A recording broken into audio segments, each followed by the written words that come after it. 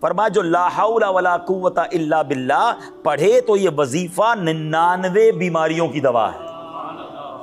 آپ سے کتنی دیر لگتی ہے پڑھنے میں؟ اور پھر فرمایا جس میں سب سے چھوٹی بیماری غم ہے. اچھا کون ہے جس کو غم نہیں ہے؟ تکلیفیں، غم، اگر غم دور کرنا ہے فرمایا 99 میں سب سے چھوٹی بیماری غم ہے، تو پھر تو ہر غمگین کو لا حول ولا قوت الا باللہ پڑھتے رہنا چاہیے، اور یہ کمال کا وظیفہ ہے. ایک اور روایت میں ہے جو 100 مرتبہ لا حول ولا قوت پڑھے اسے کبھی تنگ دستی نہیں ہوگی. اگر بزنس کم ہوا ہے، جاب کا پرابلم ہے، اگر پیسے پورے نہیں ہو رہے، تو لا حول ولا قوت الا باللہ یہ اپنا ورد بنا لیں، اور کم از کم 100 ٹائم ضرور پڑھا کریں، پھر اس کی برکتیں دیکھیں. اے میرے پیارے اسلامی بھائیوں، بعض اوقات ایسی مصیبتیں دور ہو جاتی ہیں. اب ذرا غور سے سنیے گا. حضرت مالک اشجعی رضی اللہ تعالیٰ عنہ یہ صحابی رسول ہیں. ایک مرتبہ آپ کے بیٹے حضرت عوف بن مالک رضی اللہ تعالیٰ عنہ غیر مسلموں کے ہاں قید ہو گئے. اب سبحان اللہ، صحابہ کرام کو جب بھی کوئی ڈیفیکلٹی آتی تھی وہ سرکار دو عالم علیہ السلام کے پاس پہنچ جاتے، تو وہ وہاں حاضر ہوئے اور نبی پاک سے عرض کیا کہ حضور بیٹا گرفتار ہو گیا ہے. اب بتائیں دشمنوں کے ہاتھ میں گرفتار ہو گیا ہے. سرکار دو عالم علیہ السلام نے کیا حل بتایا؟ فرمایا کسی طرح بیٹے کو یہ بات پہنچا دو کہ لا حول ولا قوت الا باللہ کثرت سے پڑھنا شروع کر دے. ہے دشمن کی قید میں، اس تک یہ پیغام پہنچاؤ کہ کسی طرح یہ پڑھنا شروع کر دے. اب اپنے بیٹے تک آپ نے یہ پیغام پہنچایا. اللہ اکبر، وہ بیڑیوں میں جکڑا ہوا تھا، دشمن کی قید میں تھا. اب میں آپ کو حدیث سنا رہا ہوں، اس وظیفے کی برکت سے اس کی بیڑیاں خود بخود ٹوٹ کر گر گئیں اور وہ بندہ اپنے گھر واپس آ گیا. وظیفہ کس نے دیا تھا؟ سرکار دو عالم علیہ السلام نے. اچھا بعض اوقات کیا ہوتا ہے، لوگ کہتے ہیں وظیفہ تو میں بھی بڑے پڑھتا ہوں، دعائیں تو میں بھی بہت کرتا ہوں، ہمارا تو مسئلہ حل نہیں ہوتا، ہماری بیماری تو دور نہیں ہوتی. تو آلویز ریممبر، بیماریاں جو ہے نا، یا جو بھی چیز وظیفہ عمل کرے گا نا، وہ جب کرے گا جب آپ کو یقین ہو. آپ کو خود ہی بلیو نہیں ہے تو پھر کچھ نہیں ہونا. ہاں علماء فرماتے ہیں کہ جو بندہ دعا کرتے وقت یہ سوچے نا پتہ نہیں قبول ہوگی کہ نہیں ہوگی، پھر بھی کر لیتا ہوں، فرمایا پھر دعا قبول نہیں ہونی. دعا قبول ہی اس کی ہونی ہے جو یقین کے ساتھ، یقین کامل کے ساتھ. وظائف کا بھی معاملہ یہی ہے، تعویذ کا معاملہ بھی یہی ہے کہ آپ جب عمل کریں اس کو یقین کے ساتھ کریں، تذبذب کے ساتھ نہیں. پھر دیکھیں کیسے غیب کے خزانوں سے مدد ہوتی ہے. امام رازی رحمۃ اللہ تعالی علیہ نے تفسیر کبیر میں ایک بڑی خوبصورت بات لکھی، ایک بڑا پیارا واقعہ لکھا، اور یہ واقعہ ہے حضرت موسیٰ کلیم اللہ علی نبینا علیہ الصلوۃ والسلام کا. ایک بار آپ کے پیٹ میں درد ہوا، اللہ کے نبی تھے، ان کے پاس تو یہ اسپیشلٹی تھی کہ ہی کین ٹاک ود اللہ سبحانہ و تعالیٰ بیکاز ہی واز کلیم اللہ. تو وہ کوہ طور پہ چلے گئے اور اللہ کی بارگاہ میں عرض کی کہ یا اللہ میرے پیٹ میں درد ہو رہا ہے. اللہ کریم نے ارشاد فرمایا کہ اے موسیٰ جنگل میں جاؤ، سچ جڑی بوٹی جو ہے ہرب، اس کو فائنڈ کرو اور وہ کھا لو. آپ جنگل میں گئے، آپ نے وہ فلاں جڑی بوٹی ڈھونڈی، کھائی تو پیٹ کا درد ٹھیک ہو گیا. کچھ دنوں بعد پھر درد ہوا، انہوں نے کہا اب تو مجھے ڈائریکٹ علاج پتا ہے، کون سی جڑی بوٹی کھانی ہے. وہاں گئے تو جڑی بوٹی کھائی تو درد کم ہونے کی بجائے ملٹیپلائی ہو گیا اور بڑھ گیا، پین سیویئر ہو گیا. اب اللہ کی بارگاہ میں کوہ طور پر گئے، مولا پچھلی بار جو جڑی بوٹی تو نے بتائی تھی وہی کھائی، پچھلی بار درد ٹھیک ہو گیا، اس بار ٹھیک نہیں ہوا. اللہ اکبر. رب کریم نے ارشاد فرمایا کہ اے موسیٰ پہلی بار تم میرے حکم سے گئے تھے، شفا دینا تو میرا کام ہے نا، میں نے حکم دیا تھا، وہاں گئے وہاں میری مشیت شامل تھی، اس لیے اس جڑی بوٹی سے تمہیں شفا مل گئی. اے موسیٰ اب کی بار اپنی مرضی سے گئے ہو، میری مشیت شامل نہیں ہے، درد ملٹیپلائی ہو گیا ہے. اے موسیٰ کیا آپ نہیں جانتے بے شک دنیا کی ہر چیز زہر قاتل ہے، میرا نام اسے شفا والی بنا دیتا. ہائے ہائے، رب چاہے تو شفا ملنی ہے. یہ ایمان بھی ہونا چاہیے. ہمارا جو بلیف ہے نا اللہ کریم پر، ہمیشہ یہ ہونا چاہیے دوائی میں شفا نہیں ہے، شفا دینے والا رب ہے. وہ رب شفا عطا فرمائے گا تو اس نے دوائی میں شفا دینی ہے، اور میرا رب چاہے نا تو بغیر دوائی کے شفا دینے پر قادر ہے. آپ کے سامنے بھی ہوا ہوگا، بعض اوقات ڈاکٹر کہتے ہیں very perfect, every report is clear, کوئی بندے میں مسئلہ نہیں، سپر فٹ. 2 دن بعد بستر پر انتقال ہو جاتا ہے. بندہ کہتا ہے ساری رپورٹ ٹھیک تھی، اس کو کیا ہو گیا؟ اور کسی کے بارے میں ڈاکٹر کہتے ہیں 10 دن سے زیادہ زندہ نہیں رہے گا، اور بعض اوقات وہ 2 سال گزار جاتے ہیں. اس کا مطلب ڈاکٹر کا ماننا اور ہے، وہ اپنی کیلکولیشن چلاتے ہیں. مگر شفا دینے والا، زندگی دینے والا، موت دینے والا وہ رب عز و جل ہے۔ اور یہاں ایک اور بات ہمیں سیکھنے کو مل رہی ہے کہ ہمیں اللہ کریم پر اس قدر یقین ہونا چاہیے، پھر انشاءاللہ چیزوں میں شفا آ جاتی ہے۔ آج میں ایک کمال کی شفا آپ کو بتانا چاہتا ہوں۔ بیماریاں بھی ہوتی ہیں، پریشانیاں بھی ہوتی ہیں، تو ہم نارملی جب بھی ہمارے ساتھ کوئی پرابلم ہوتی ہے نا، بیماری آئی، فوراً رجوع کیا کرتے ہیں؟ ڈاکٹر کے پاس چلنا ہے۔ کوئی کیس ہو گیا، مسئلہ ہو گیا، وکیل کے پاس چلنا ہے۔ کوئی اور پرابلم ہو گیا، کسی ریسورسفل پرسن کے پاس جانا ہے۔ سب سے پہلے دنیا کے لوگ یاد آتے ہیں، مسلمان کو سب سے پہلے اللہ یاد آنا چاہیے، سب سے پہلے دعا کرنی چاہیے۔ حضرت موسیٰ ڈاکٹر کے پاس نہیں گئے تھے، وہ اللہ کے پاس گئے تھے۔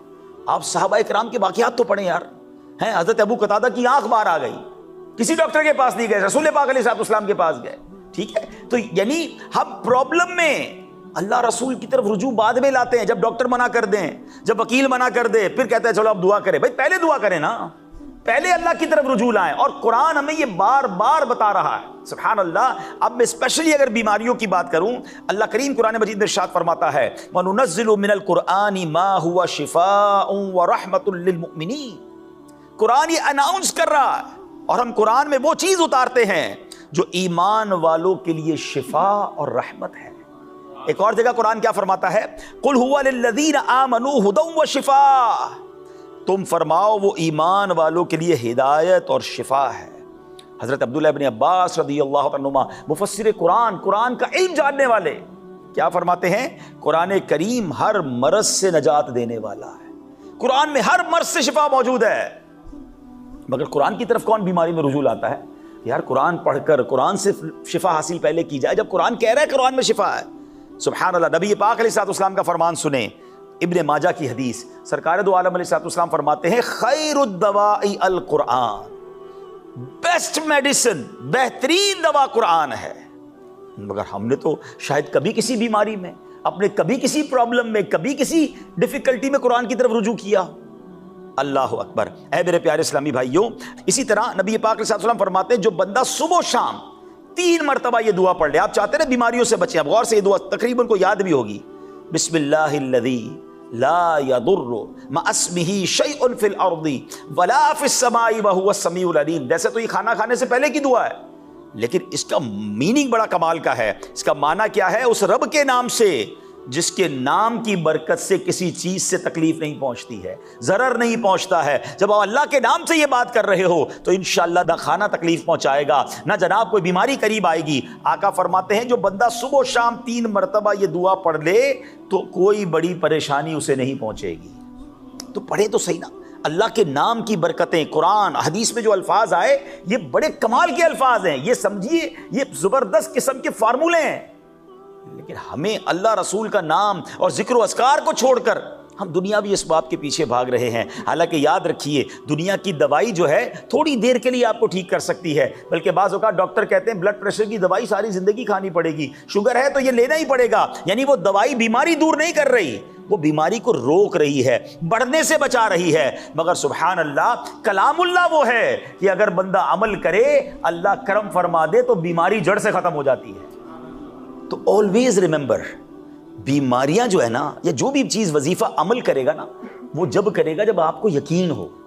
آپ کو خود ہی بلیو نہیں ہے تو پھر کچھ نہیں ہونا۔ سبحان اللہ، مجھے وہ واقعہ یاد آ گیا، بریلی کے تاجدار امام عشق و محبت اعلیٰ حضرت امام اہل سنت ایک بار حج پر جا رہے ہیں، سمندر میں طوفان آ گیا، ایسا طوفان آیا پانی کے جہاز میں کہ لوگوں نے کلمہ پڑھنا شروع کیا، بلکہ کفن پہن لیے کہ اب جہاز کے پرخچے اڑ جائیں گے اور جہاز ڈوب جائے گا۔ اعلیٰ حضرت بڑے پرسکون تھے، والدہ بھی موجود تھی اس جہاز میں۔ آپ نے کہا اماں جی آپ نے گھبرانا نہیں ہے، میں اللہ کی قسم کھا کر کہتا ہوں جہاز کو کچھ نہیں ہونا۔ اچھا، والدہ جانتی تھی بہت بڑے مفتی ہیں، ایسے کیسے کوئی قسم کھا سکتا ہے؟ اور تھوڑی دیر میں ایسا ہی ہوا کہ جہاز کام ڈاؤن اور بالکل سب چیزیں اسموتھ ہو گئی۔ والدہ نے کہا بیٹا یہ تو بتاؤ قسم کیسے کھا لی کہ طوفان میں کچھ نہیں ہوگا؟ کہتے ہیں امی جان میں نے نبی پاک کی حدیث سنی ہے کہ پیارے آقا نے فرمایا جو کشتی پر سوار ہو اور یہ دعا پڑھ لے بسم اللہ مجریہا و مرساہا ان ربی لغفور الرحیم، وہ سمندر میں کشتی کبھی نہیں ڈوبے گی۔ جب نبی پاک نے فرمایا مجھے یقین تھا اس کشتی کو کچھ نہیں ہونا ہے۔ یہ ایسا یقین بھی تو ہونا، ہم وظیفے بھی پڑھ لیتے کہتے ہونا تو کچھ نہیں، چلو پڑھ لیتے پھر کچھ نہیں ہونا۔ یقین کے ساتھ، اور قرآن اور اللہ کے نام کی برکتیں، اور سبحان اللہ نبی پاک علیہ السلام خود دم فرمایا کرتے تھے۔ آج کل لوگ، میں خود مانتا ہوں اس بات کو کہ بدقسمتی سے ایسے جھوٹے عامل آ گئے اور ایسے جھوٹے جناب انہوں نے کفریات، شرکیہ تعویذات لکھنا شروع کیے اور لوگوں کو ایسے کاموں میں لگا دیا کہ لوگ ان سے بدظن ہوئے۔ وہ ٹھیک ہے، وہ غلط لوگ ہیں، مگر اس کا مطلب یہ نہیں کہ اللہ کا نام لے کے دم نہیں کرنا چاہیے۔ ہیں قرآنی آیات اور جناب اس کے تعویذات اور اس کے ذریعے دم کرنے تو نبی پاک سے ثابت، یہ صحابہ سے ثابت ہے، اور یہ شفا کا انداز ہے۔ سنیے سرکار دو عالم علیہ الصلوۃ والسلام کا انداز کیا تھا۔ ہماری امی حضور بی بی عائشہ صدیقہ طیبہ طاہرہ رضی اللہ تعالیٰ عنہ فرماتی ہیں کہ رسول اکرم علیہ الصلوۃ والسلام کے اہل خانہ میں جب کوئی بیمار ہوتا تو میرے آقا علیہ الصلوۃ والسلام معوذات یعنی سورہ فلق اور سورہ ناس پڑھ کر اس پر دم کیا کرتے تھے۔ اب یہ دم کس سے ملا؟ سرکار دو عالم علیہ السلام سے مل گیا نا۔ اور سورہ فلق اور سورہ ناس تو کمال کی صورتیں ہیں، یہ اپنی آپ روٹین میں ڈال لیں کہ جب آپ کے گھر میں کوئی بیمار ہو، آپ بلکہ میں آپ کو مشورہ دیتا ہوں، روزانہ صبح گھر سے نکلتے وقت اول آخر 3 بار درود پاک، 1 بار سورہ فلق اور 1 بار سورہ ناس پڑھیں، اپنے ہاتھوں پہ دم کریں اور پوری باڈی پر اپنے ہاتھ پھیر لیں۔ یہ انشاءاللہ آپ کا حصار ہو جائے گا نظر بد سے، جادو سے، اور انشاءاللہ بہت ساری پریشانیوں سے آپ بچے رہیں گے۔ اور اپنے بچوں کو بھی عادت ڈالیں، صبح بھی اور شام بھی۔ اور آپ خود دیکھیں کہ سرکار دو عالم علیہ السلام اپنے گھر میں اگر کوئی بیمار ہوتا تو سورہ فلق اور سورہ ناس پڑھ کر دم کیا کرتے۔ اسی طرح بخاری اور مسلم کی روایت سنیے جس کا خلاصہ کچھ یوں ہے کہ ایک مرتبہ 30 صحابہ کرام سفر پر تھے، راستے میں ایک مقام پر آ کر ایک شخص نے صحابہ کرام سے عرض کی کہ ہمارے سردار کو بچھو نے کاٹ لیا ہے، کیا آپ کچھ کر سکتے ہیں؟ ایک صحابی نے کہا ہاں میں دم کروں گا۔ سبحان اللہ، وہ صحابی رسول نے اس بچھو کے کاٹے بندے پر سورہ فاتحہ پڑھ کے دم کی، اللہ نے اسے شفا عطا فرما دی۔ سورہ فاتحہ یہ اللہ کے رازوں میں ایک سے راز ہے۔ ہاں یہ زبر سورہ شفا ہے۔ یہ جب موقع ملے آپ کو سورہ فاتحہ، جب آپ پانی پی رہے ہیں، مثال کے طور پر گھر میں پانی پی رہے ہیں، آپ سورہ فاتحہ پڑھیں، دم کر کے پانی پئیں، اپنے بچوں کو دم کر کے پانی پلائیں۔ ٹھیک ہے کسی نیک شخص سے دم کروانے کی الگ برکت ہے، مگر قرآن تو ہم بھی تو پڑھنا سیکھیں نا۔ تو اپنی زبان پر، اپنے انداز میں قرآن و حدیث اور اوراد و اذکار کو لائیں۔ یہ زبردست پروٹیکشن ہے جو مسلمانوں کو حاصل ہے۔ مگر بدقسمتی سے آج ہر پرابلم میں ہمیں دنیا کا کوئی بندہ تو یاد آتا ہے، ہمیں قرآن یاد نہیں آتا، اللہ کا نام یاد نہیں آتا، وہ اذکار یاد نہیں آتے۔ اے میرے پیارے اسلامی بھائیوں، اب تعویذ کے بارے میں بھی سنیں۔ ہر بندہ بعض اوقات کچھ لوگ سارے تعویذ کو برا کہتے ہیں۔ میں نے کیا کہا؟ جو غلط تعویذ ہیں، جو غلط لوگ ہیں، جو ڈھکوسلے عامل ہیں، ان سے تو بچیں۔ ایک تو یہ بڑا پرابلم ہے کہ بندہ کہتا ہے یار 4 قسم کی مالائیں پہنی ہیں، 10 قسم کی انگوٹھیاں پہنی، یہ بندہ کچھ بہت کمال کا پہنچا ہوا ہے، وہ کہیں اور پہنچا ہوا ہے، وہ اللہ کی بارگاہ میں نہیں پہنچا ہوا۔ جو شریعت پر عمل کرنے والا نہیں، وہ آپ کو کیا شفا دے گا اور اس سے آپ کو کیا فائدہ ہونا ہے؟ تو آپ پہلے یہ دیکھیں کہ آپ جس کو اللہ کا نیک بندہ سمجھ رہے ہیں وہ شریعت پر عمل بھی کر رہا ہے کہ نہیں۔ تو یہ بہت ضروری ہوتا ہے، ٹھیک ہے نا۔ بعض اوقات ایسے عامل بھی ملیں گے، بندہ کہے سارا دن بیٹھے بابا نماز تو پڑھی نہیں، کہ بابا جو ہے نا وہ فجر پڑھتے ہیں مکے میں، ظہر پڑھتے ہیں مدینے میں ہیں، اور لوگ کہتے ہیں بابا بڑی پہنچی ہوئی چیز ہے۔ بابا سے کہو نا کھانا بھی ادھر کھایا کریں، کھانا یہاں کھانا ہے انہوں نے کینیڈا میں بیٹھ کے، باقی ساری چیزیں باہر کرنی ہیں۔ تو جو نماز نہیں پڑھ رہا، وہ شریعت پر عمل نہیں کر رہا، وہ آپ کو کیا فائدہ دے گا؟ تو یہ بات ہمیں یاد رکھنی ہے کہ ہمیں محبت بھی اسی سے کرنی ہے، فالو بھی اس کو کرنا ہے کہ جو اللہ رسول کی اطاعت کرنے والے ہوں۔ تو اب تعویذ کتنی کمال کی چیز ہے۔ کیسر روم کے بادشاہ نے حضرت فاروق اعظم کو لکھا کہ مجھے دائمی درد سر کی شکایت ہے، ہمیشہ پین رہتا ہے میرے سر میں، اگر آپ کے پاس کوئی دوا ہو تو بھیج دیں۔ حضرت عمر فاروق رضی اللہ عنہ سے ایک ٹوپی بھیج دی، وہ ٹوپی پہنتا، اس کا سر کا درد ٹھیک ہو جاتا، جیسے ہی ٹوپی اتارتا اس کو درد ہونا شروع ہو جاتا۔ اب وہ حیران ہوا جب اس نے ٹوپی کو ادھیڑا کہ اس میں راز کیا ہے، تو دیکھا کہ ایک کاغذ تھا جس پر بسم اللہ الرحمن الرحیم لکھا ہوا تھا۔ میرے رب کے کلام کی کیا بات ہے، میرے رب کے نام۔ ایکچولی اگین اگر آپ یقین کے ساتھ اللہ کے نام کی برکت لینا چاہیں، سبحان اللہ، بسم اللہ الرحمن الرحیم کے الگ فضائل ہیں، سورہ فاتحہ کی الگ برکتیں ہیں، اور سبحان اللہ سورہ فلق اور سورہ ناس کے الگ سبحان اللہ شان ہے، تو اس کی برکتیں ہم حاصل کر سکتے ہیں۔ اے میرے پیارے اسلامی بھائیوں، اسی طرح قرآن پاک کی مختلف صورتوں کے مختلف فضائل ہیں۔ اب جہاں قرآن پاک کی مختلف صورتوں کو کس طرح علماء نے بیان کیا ہے کہ سورہ فاتحہ 100 مرتبہ پڑھ کر جو دعا مانگی جائے قبول ہوتی ہے۔ سورہ بقرہ کی تلاوت سے شیطان گھر سے بھاگ جاتا ہے۔ سورہ کہف کو ہمیشہ پڑھنے والا دجال کے فتنوں سے محفوظ رہے گا۔ والدین کی قبر پر ہر جمعے سورہ یاسین کی تلاوت کرنے سے اس کے حروف کی تعداد کے برابر پڑھنے والے کے گناہ بخش دیے جاتے ہیں۔ سورہ الدخان پڑھنے سے مشکل دور ہوتی ہے۔ جو مرنے کے قریب، بعض اوقات آخری سکرات کا عالم ہوتا ہے، مرنے کا ٹائم اس کا قریب آ گیا، تو سورہ جاسیہ کا پڑھ کر دم کرنے سے ایمان پر موت نصیب ہوگی۔ سورہ حجرات اس کا پڑھنا اور دم کر کے پینا گھر میں خیر و برکت کے لیے مفید ہے۔ سورہ قاف، وہ لوگ جن کے گارڈنز ہیں، جن کے کھیت ہیں، فرمایا سورہ قاف پڑھنے والے کا فائدہ کیا ہوگا کہ اس کی برکت سے باغ میں پھلوں کی کثرت ہوتی ہے۔ سورہ رحمان 11 بار پڑھنے سے تمام مقاصد پورے ہوتے ہیں۔ سورہ واقعہ جو شخص روزانہ پڑھے اسے فاقہ نہیں ہوگا۔ سورہ ملک ہر رات پڑھنے والا عذاب قبر سے محفوظ رہے گا۔ سورہ مزمل کو 11 بار پڑھنے سے مشکلیں آسان ہو جاتی ہیں۔ سورہ مدثر کو پڑھ کر حفظ قرآن کی دعا مانگنے سے قرآن کریم کا یاد کرنا آسان ہو جاتا ہے۔ بچے حفظ کر رہے ہوتے ہیں نا، قرآن کا سبق یاد نہیں ہو رہا ہوتا، تو دوبارہ بتاتا ہوں، جو کوئی سورہ مدثر پڑھے اس کے بعد اللہ سے دعا کرے کہ قرآن یاد ہو جائے، اس کا قرآن یاد کرنا آسان ہو جائے گا۔ کوئی مریض ہے، اس کے پاس سورہ مجادلہ پڑھے اور اس کا دم کرے، اللہ اس کو شفا عطا فرما دے گا۔ سورہ لیل، اللہ اکبر، پڑھنے سے ایلپسی کہ مریض کے کان میں دم کرے، انشاءاللہ اس کو دم میں، اس کی اس بیماری میں شفا ہو جائے گی۔ سورہ رحمان لکھ کر پینا تلی کے مرض میں مفید ہے، اور سورہ نازعات پڑھنے کی برکت سے جان نکلنے کی تکلیف نہیں ہوتی۔ سورہ والضحیٰ کی برکت سے بھاگا ہوا آدمی واپس آ جائے گا۔ سورہ علم نشرہ پڑھ کر جس مال پر دم کر دیا جائے اس میں خوب خیر و برکت ہوتی ہے۔ سورہ تین مرتبہ پڑھنے سے اخلاق و کردار بہترین ہوتے ہیں۔ سورہ علق میں جوڑوں کے درد کا علاج ہے۔ بزرگ بیٹھے ہیں جن کے جوڑوں میں درد ہے، سورہ علق پڑھتے رہیں انشاءاللہ۔ سورہ قدر، انا انزلناہ فی لیلۃ القدر، جو صبح و شام پڑھے اللہ اس کی عزت بڑھا دے گا۔ سورہ بینہ برس اور یرکان کا علاج ہے۔ جس آدمی یا جانور پر نظر لگ گئی ہو، سورہ عادیات کا دم اس کے لیے مفید ہوگا۔ سورہ قارعہ پڑھنے سے بلاؤں سے حفاظت رہتی ہے۔ سورہ تکاثر کو 300 بار پڑھنے سے انشاءاللہ بہت جلد قرض اتر جاتا ہے۔ کئی ایسے ہوں گے جو لون میں ہوں گے، ڈیٹ میں ہوں گے، سورہ آپ نے تکاثر 300 بار پڑھنی ہے۔ سورہ عصر پڑھنے سے غم دور ہوتے ہیں۔ سورہ حمزہ اور سورۃ الفیل دشمن کے شر سے حفاظت، اور سورہ قریش جان کی حفاظت کے لیے آزمودہ ہے۔ اگر کوئی بے اولاد ہے، اولاد چاہتا ہے، سورہ کوثر کی تلاوت کثرت سے کرے، اللہ اسے اولاد عطا فرما دے گا۔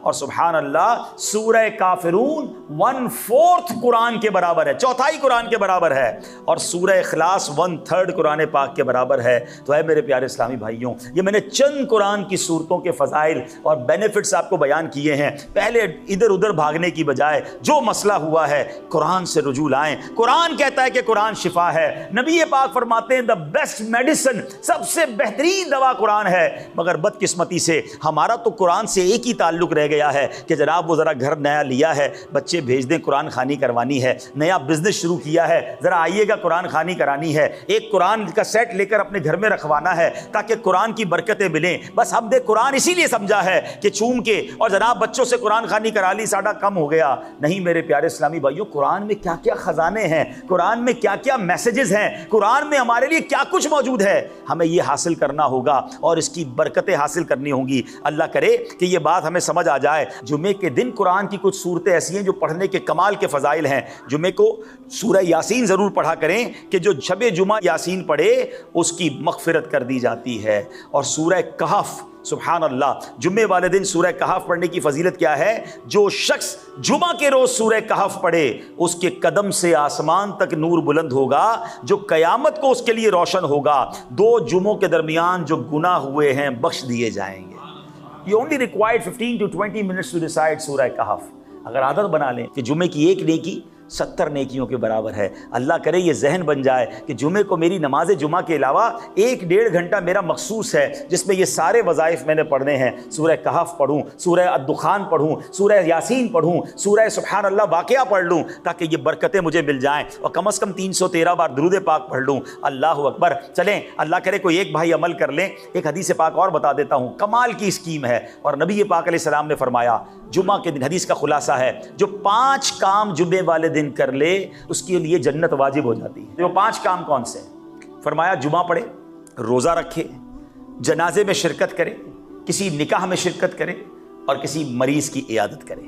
ایک دن میں یہ 5 کام جو کر لے اس کے لیے جنت واجب ہو جاتی ہے۔ اب یہ ہے کہ یہ ہر بار تو نہیں ملتا، لیکن کبھی نہ کبھی موقع مل جاتا ہے۔ تو انسان اگر دیکھ لے کہ آپ کو کبھی جمعے والے دن نکاح میں بلایا ہے کسی نے، یا آپ کو جمعرات کو پتہ چلا کہ کل جمعے میں جنازہ ہے، تو آپ کیا یہ والا کام تو ہو جائے گا، تو میں کیوں نہ روزہ بھی رکھ لوں اور پھر جمعہ بھی پڑھ لوں اور جنازے میں شرکت کر لوں۔ پھر کوئی نکاح اور مریض تو خیر ڈھونڈنا مشکل نہیں ہے، کوئی نہ مریض نہ ملے تو ہم ہاسپٹل جا سکتے ہیں، کسی دوست کے گھر جا سکتے ہیں عیادت کرنے کے لیے۔ تو اگر بندے کا مائنڈ سیٹ بنا ہوا ہونا کہ یار کسی دن زندگی میں ایک بار یہ 5 کام کر لینے ہیں، تاکہ سبحان اللہ نبی پاک نے فرمایا کہ جنت واجب ہو جاتی ہے، تو اللہ مجھے اور آپ کو نیکیوں کی حرص نصیب فرمائے کہ ہمیں قرآن سے برکتیں لینی ہیں، قرآن سے دوستی کرنی ہے۔ قرآن میں شفا موجود ہے، اللہ کے نام میں شفا موجود ہے، ذکر و اذکار کی بڑی برکتیں ہیں، تو ہمیں اپنی زندگی میں ان تمام چیزوں کو شامل کرنا چاہیے۔ ہماری زبان روزانہ اتنی باتیں کرتی ہے، مگر اپنے آپ سے پوچھیں نا کہ صبح سے شام تک کتنی بار اللہ کا نام لیا، کتنی بار نبی پاک علیہ الصلوۃ والسلام کا نام لیا۔ لا حول ولا قوت الا باللہ، یہ بھی ہم نے سنا 100 بار پڑھنا ہے روزانہ انشاءاللہ۔ کلمہ پاک کی عادت ڈالیں،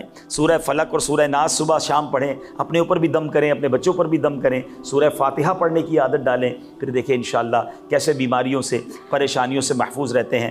حدیث پاک کا مضمون ہے جو ایک بار سبحان اللہ کہے جنت میں درخت لگا دیا جاتا، ایک بار الحمدللہ کہے جنت میں درخت لگا دیا گا، ایک بار اللہ اکبر کہے جنت میں درخت لگ جاتا۔ کتنے درخت لگانے چاہیے تھے، لیکن پھر بھی نہیں۔ تھوڑی دیر تک جذبہ آتا ہے، بندہ تسبیح نکالتا ہے، پھر بھول جاتا ہے، پھر دنیا میں لگ جاتا ہے، پھر موبائل میں لگ جاتا ہے، پھر سوشل میڈیا ہے اور ہم ہیں اور غفلتیں ہیں۔ نہ کریں ایسا، زندگی بڑی مختصر ہے، اچانک چلے جائیں گے، میں بھی چلا جاؤں گا، آپ بھی چلے جائیں گے۔ اللہ کرے یہ ذہن بن جائے کہ بس خوب نیکیاں کما کر جانا ہے، اتنی نیکیاں لے کر جاؤں کہ جب قیامت کے دن جاؤں تو شرمندگی نہ اٹھانی پڑے۔ اللہ ہمیں کثرت سے ذکر و درود کرنے کی توفیق عطا فرمائے۔ آئیے مل کر محبت کے ساتھ بآواز بلند درود پاک پڑھ لیں۔ صلو علی الحبیب صلی اللہ تعالی علی محمد صلی اللہ علیہ وسلم۔ ورد لب ہر دم درود و سلام ہو، ورد لب ہر دم درود و سلام ہو، یا شہ عرب و عجم کر دو کرم، آمین۔ پیارے اسلامی بھائیوں، قرآن مجید فرقان حمید ہر پارہ، ہر رکوع، ہر سورت، ہر آیت اور ہر لفظ ہمارے لیے اللہ کی بہت بڑی نعمت ہے۔ قرآن کی شان سبحان اللہ، یہ کلام اللہ ہے، یہ سب سے بڑا نبی پاک علیہ السلام کا معجزہ ہے، اور یہ ہم پر اللہ کریم کا بہت بڑا انعام ہے۔ قرآن کے اتنے فضائل ہیں کہ میں ساری رات اگر صرف قرآن کی فضیلتیں ہی بیان کرتا رہوں تو ختم نہیں ہوگا، مگر ایک جملہ مولا کائنات شیر خدا کرم اللہ تعالی وجہ الکریم کا اتنا کمال کا ہے کہ جس کو کہتے ہیں دل کے تار چھیڑ دیتا ہے۔ آپ کیا خوبصورت انداز میں قرآن کو سمجھاتے ہیں، شیر خدا ہے نا، علم کا، وہ کہتے ہیں نا نبی پاک فرماتے ہیں میں علم کا شہر ہوں اور علی اس کا دروازہ ہے، تو باب علم ہے نا۔ کہتے ہیں جب میرا جی چاہتا ہے کہ رب مجھ سے بات کرے، کتنی بڑی بات ہے، اللہ سے ہم کیسے بات کر سکتے ہیں؟ کمیونیکیشن ود اللہ سبحانہ و تعالی۔ آج بڑے آدمی سے بات نہیں کر سکتے، نمبر نہیں ملتا، نمبر ملتا ہے تو فون نہیں اٹھتا، بیچ میں سیکرٹری، بڑے پرابلمز۔ اللہ سے بات کرنی ہے اور اللہ ہم سے بات کرے، کتنا کمال کا جملہ ہے۔ فرماتے جب میرا جی چاہتا ہے رب مجھ سے بات کرے، میں قرآن پڑھنے لگ جاتا ہوں، اور جب جی چاہتا ہے میں رب سے بات کروں، میں دعا کرنے لگ جاتا ہوں۔ ان دونوں کاموں میں کوئی زیادہ مشکل نہیں ہے۔ قرآن کیا ہے؟ کلام اللہ ہے نا، اللہ کا کلام ہے، تو گویا رب تم سے کلام کر رہا ہے، اور جب تمہیں رب سے بات کرنی ہے تو ہاتھ اٹھاؤ اور دعا مانگنا شروع کر دو، تم رب سے بات کرنا شروع کر دو گے۔ تو کلام اللہ کی تو کیا بات ہے۔ آج کلام الہی کے ایک صورت، یعنی میں بتانا یہ چاہ رہا ہوں کہ قرآن مجید فرقان حمید کا ہر لفظ، ہر آیت اور ہر صورت کیا کمال کا معنی رکھتی ہے اور کتنے شاندار میسیجز ہیں۔ آج قرآن پاک کی ایک بڑی مختصر صورت ہے، مگر اس صورت میں ہمارے لیے کیا کیا میسیجز ہیں اور کیسا دل ہلا دینے والا پیغام ہے۔ آئیے آج وہ آپ کو بتاتا ہوں۔ خادم مصطفیٰ صحابی رسول حضرت انس بن مالک رضی اللہ تعالیٰ عنہ فرماتے ہیں کہ پیارے آقا مکی مدنی مصطفیٰ صلی اللہ تعالی علیہ وآلہ وسلم کی مبارک عادت تھی کہ اگر کوئی صحابی 3 دن تک بارگاہ رسالت میں حاضر نہ ہوتے تو آپ ان سے متعلق پوچھتے کہ وہ کہاں ہیں، اور اگر وہ سفر پر ہوتے تو ان کے لیے دعا فرماتے، اگر مدینہ پاک میں ہوتے تو ان سے ملاقات کے لیے تشریف لے جاتے، اگر کوئی صحابی بیمار ہوتے تو میرے آقا ان کی عیادت کے لیے تشریف لے جاتے۔ ایک بار کا واقعہ کہ ایک انصاری صحابی رضی اللہ تعالیٰ عنہ 3 دن تک بارگاہ رسالت میں حاضر نہ ہوئے۔ نبی پاک علیہ الصلوۃ والسلام نے صحابہ سے پوچھا کہ وہ کہاں ہیں، نظر نہیں آ رہے؟ کہا حضور وہ تو شدید بیمار ہیں۔ یہ خبر سن کر سردار انبیاء محبوب خدا صلی اللہ تعالی علیہ وآلہ وسلم نے حضرت ابوبکر صدیق اور حضرت عمر فاروق اور چند دیگر صحابہ کو لیا اور ان کی عیادت کے لیے تشریف لے گئے۔ آئے ہائے، صحابی کی قسمت تو دیکھو، آقا بھی جا رہے ہیں، صدیق اکبر بھی جا رہے ہیں، عمر فاروق بھی جا رہے ہیں۔ سر بالی انہیں رحمت کی ادا لائی ہے، سر بالی انہیں رحمت کی ادا لائی ہے، حال بگڑا ہے تو بیمار کی بن آئی ہے۔ اب کیا ہوا؟ آقا علیہ الصلوۃ والسلام آخری نبی رسول ہاشمی صلی اللہ تعالی علیہ وسلم نے اپنے پیارے صحابی کو دیکھا، واقعی شدید بیمار تھے۔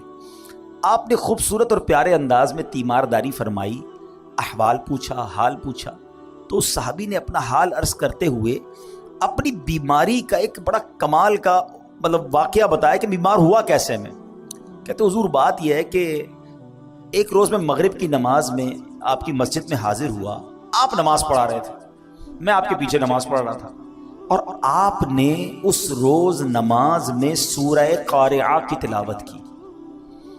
قرآن پاک کے 30ویں پارے میں یہ سورت ہے، سورہ قارعہ۔ حضور آپ نے تلاوت کی، اس تلاوت کو سن کر نمازی کے اندر مجھ پر ایسا خوف خدا کا غلبہ ہوا، میں نے دعا کی اے اللہ مجھے دنیا ہی میں آزمائش میں ڈال دے، آخرت میں آزمائش میں نہ ڈالنا۔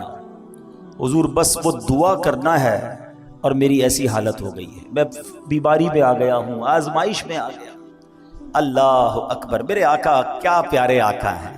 نبی پاک علیہ الصلوۃ والسلام فرماتے ہیں کہ تم نے برا کیا، یہ بات درست نہیں ہے۔ کیا یہ درست نہیں تھا کہ تم اللہ عز و جل سے دنیا کی بھی بھلائی مانگتے اور آخرت کی بھی بھلائی مانگتے اور جہنم سے بچنے کی دعا بھی کرتے؟ یعنی تم نے کیوں یہ کہا کہ یا اللہ مجھے دنیا میں آزمائش ڈال دے، آخرت میں نہ ڈالنا؟ میرے رب کے خزانوں میں تو کمی نہیں نا، اس سے دنیا کی بھی بھلائی مانگ لیتے، آخرت کی بھی بھلائی مانگ لیتے۔ کیا پیاری تربیت فرمائی۔ اب نبی پاک نے حکم دیا کہ ابھی دعا کرو، اور دعا کرو دنیا اور آخرت کی بھلائی کی دعا مانگو۔ صحابی نے ہاتھ اٹھائے، آقا کا حکم تھا، اسی وقت دعا مانگی۔ نبی پاک نے خود بھی ان کے لیے دعا فرما دی۔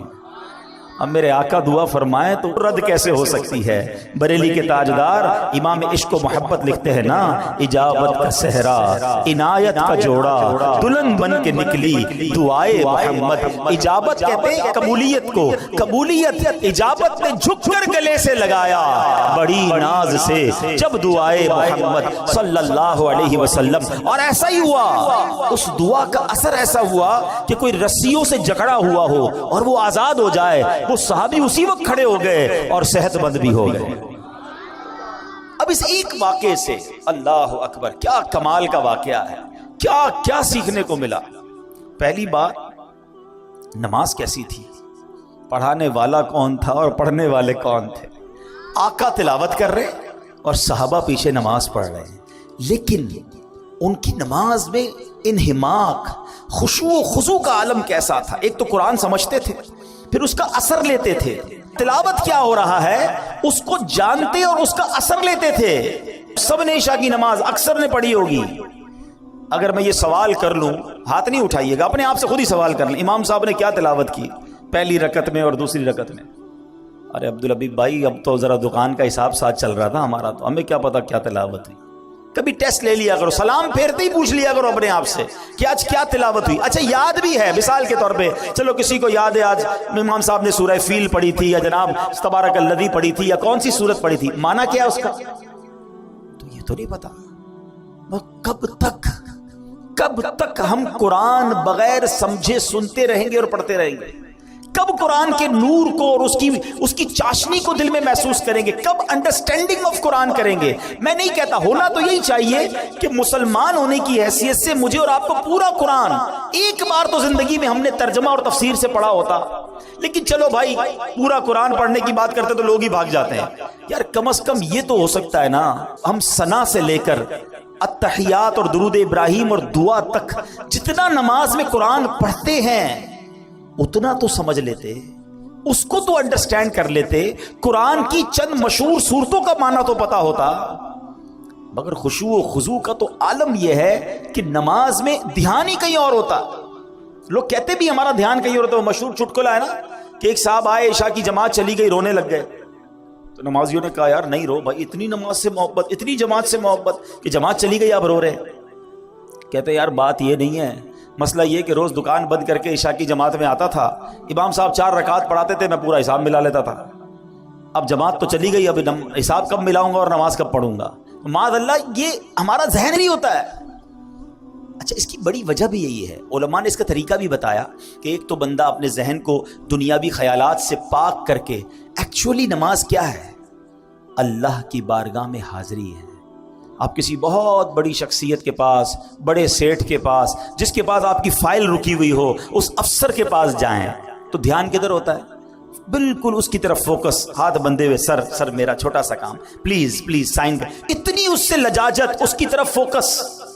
اور خدائے احکم الحاکمین کے دربار میں آنا ہے، دھیان کہیں اور ہے، سوچ کہیں اور ہے. خود سوچو، شرم آنی چاہیے. جس کا نماز میں دھیان کہیں اور ہوتا ہے اس کو خود ہی اپنے آپ سے شرم آنی چاہیے. اور یہ شرم ہی، یہ گلٹی ہی تمہیں دھیان دلا دے گی، تمہیں خشوع دلا دے گی. اور دوسری بات کہ آپ ایٹ لیسٹ قرآن کی مشہور صورتوں کو، میں پھر مشورہ دیتا ہوں، جو اپنا آخری پارہ ہے نا، کم از کم 30واں پارہ ترجمہ تفسیر سے 2-3 بار پڑھ لیں.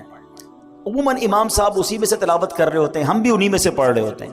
آپ جب پتہ چلے گا نا کہ آپ بات کیا کر رہے ہو، الحمدللہ رب العالمین الرحمن الرحیم مالک یوم الدین، اب آپ قرآن کے ساتھ ہوں گے، نور کے دریا میں تیر رہے ہوں گے. رحمان کی بات ہو رہی ہے، رحیم کی بات ہو رہی ہے، یوم الدین یعنی قیامت کے مالک کی بات ہو رہی ہے. اب اللہ سے التجا ہو رہی ہے، ایاک نعبد و ایاک نستعین، اے اللہ ہم تیری ہی عبادت کرتے ہیں، تجھی سے مدد چاہتے ہیں. اب آگے چلیں گے، اے اللہ اس راستے پر چلا دے جو تیرے پسندیدہ بندوں کا راستہ ہے، اس راستے سے بچا لے جو تیرے غضب والوں کا راستہ ہے. اب جناب رحمت کی آیتیں آئیں گی، دل جھومنے لگے گا. عذاب کی آیتیں آئیں گی، آنسو بہنے لگیں گے. واللہ میری بات کو سمجھ لو، جس کو قرآن سمجھ آنے لگ گیا نا، کبھی کبھی جب اچھا قاری تلاوت کرتا ہے، امام صاحب تلاوت کرتے ہیں نا، جن کو قرآن سمجھ آ رہا ہوتا ہے نا، وہ کہتے ہیں امام صاحب رکوع میں نہ جائیں، اور تلاوت کریں، اللہ کی اور باتیں سنائیں، ہمیں اور قرآن کی باتیں سنائیں، کیونکہ قرآن کے ساتھ وہ اٹیچ ہو جاتے ہیں.